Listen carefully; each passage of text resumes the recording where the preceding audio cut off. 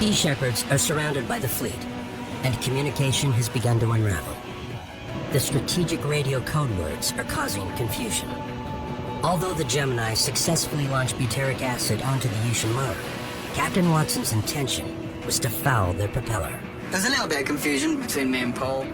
Tora meant to go and foul one of the harpoon boats. Thought it meant to go and butyric acid one of the harpoon boats. Do what you're supposed to do. Okay, understood.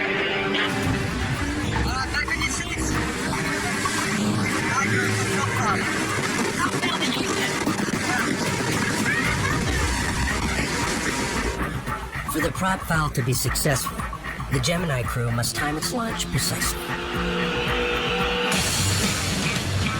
The ships are trying to get away from us through the ice, so we played cat and mouse with harpoon ships for quite a while, just looking for an opening up front. Chris was in a helicopter overhead giving us instructions about when there was going to be a clear enough path up ahead that I could cut across the bow so we can deploy a prop fouler.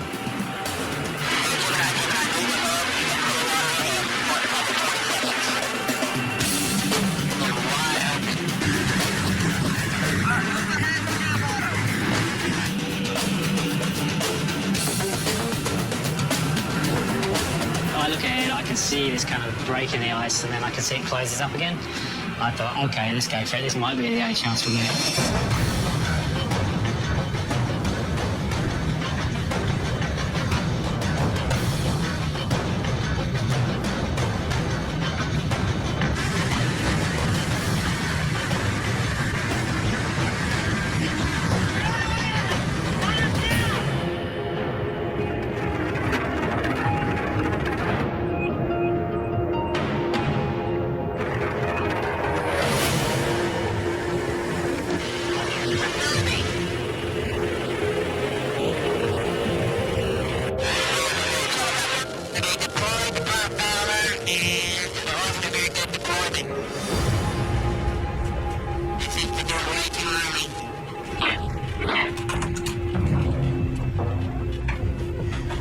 I gave them the perfect opportunity and they blew it.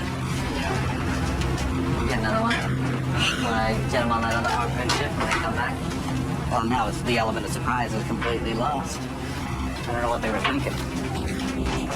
Wasn't sending them on a sightseeing tour. The prop foul attempt has failed. The crew must now retrieve the valuable line.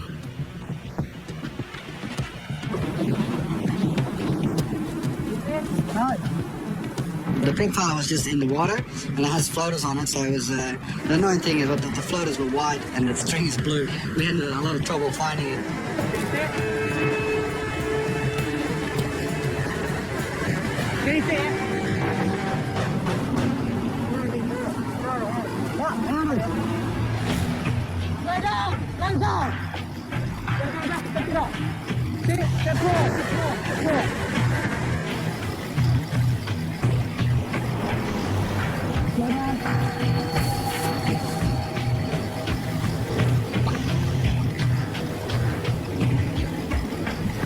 The prop foul wrapped around a little iceberg that was all around it, and it tangled really easy. That's the idea.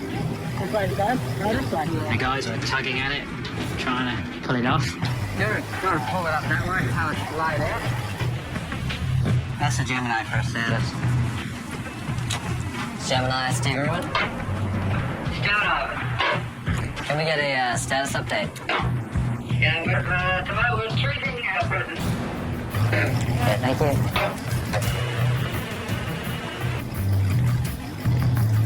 Well, if the prop fowler gets caught, it's a one-shot deal. If it isn't, then we can use it again. You pick it up after it runs over. No matter how hard they pull, the tangled prop line will not come free.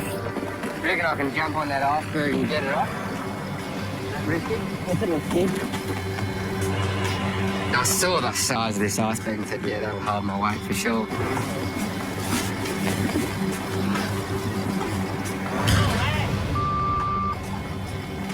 I don't know if you realise how dangerous it is, what it was that he was doing. You know, we were about 8 miles from Steve Irwin. If he'd have fallen in, which he very easily could have done, you know, he would have been hypothermic when we got back.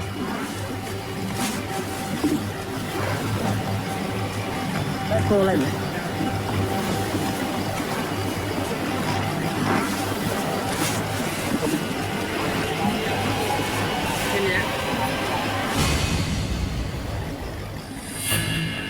I wanted to set foot on Antarctica, so I thought well, there wasn't a chance. So I got to do that, and I could just reach over the other side and untangle it from the underneath the iceberg. So yeah, that was that.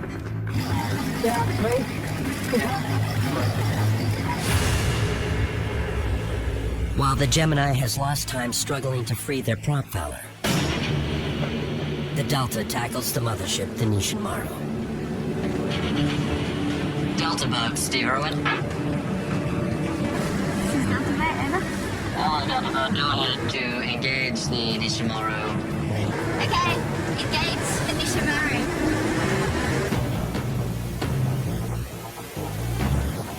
I'm going to use this to see if I can find any way to get through those nets. They've got water cannons on, firing out freezing cold water. Big ask, but we'll give it a go. With no sign of the LRAD, the Delta takes a risk and moves toward the Nissin Maru. But the small boat is dwarfed by the overwhelming size of the factory ship. The Nissin Maru is 130 metres long, it's 8,000 tonnes, and I'm in a 1.5 tonne, 6.5 metre long inflatable boat.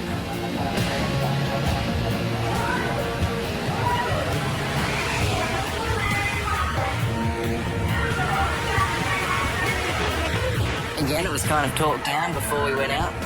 These cannons, yeah, they're not very high powered. It's just like having someone turn the hose on you. That was not the case at all, not with the Nissin Maru.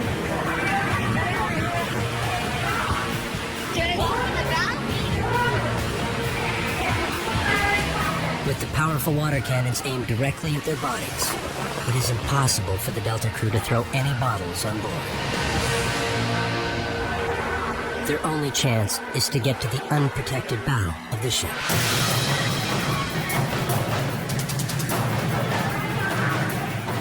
Okay, Steve. You ready?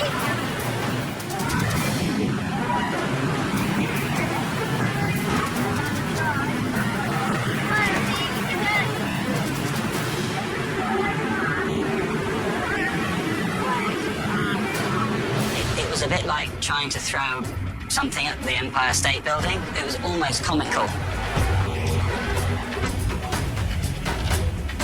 Hey, Dumbo, have you gotten any hits on this tomorrow?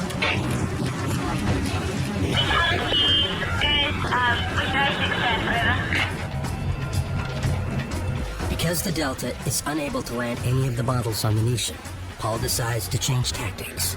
He orders the Gemini to go help the Delta attack the mothership.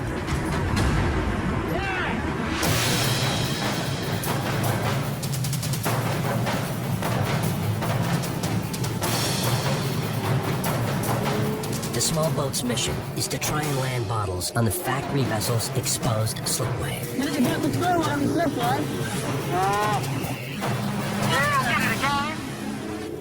But the whalers are ready for them with powerful water cannons. This year they've got these water cannons that are really quite something. You know, you've got literally tons of water falling onto your boat, landing like a pile of bricks. It's not being hosed down, it's not that you get wet, it's that you get pummeled.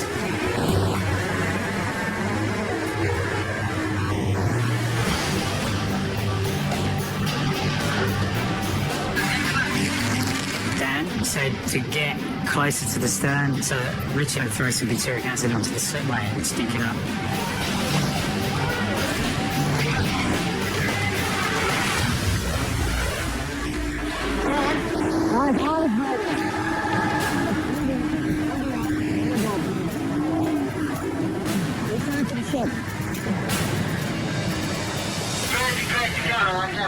Gemini, go ahead, this is bridge, over.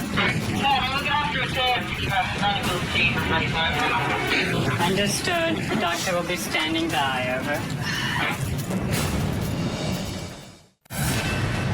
How many hours a day are whales thought to be fully asleep?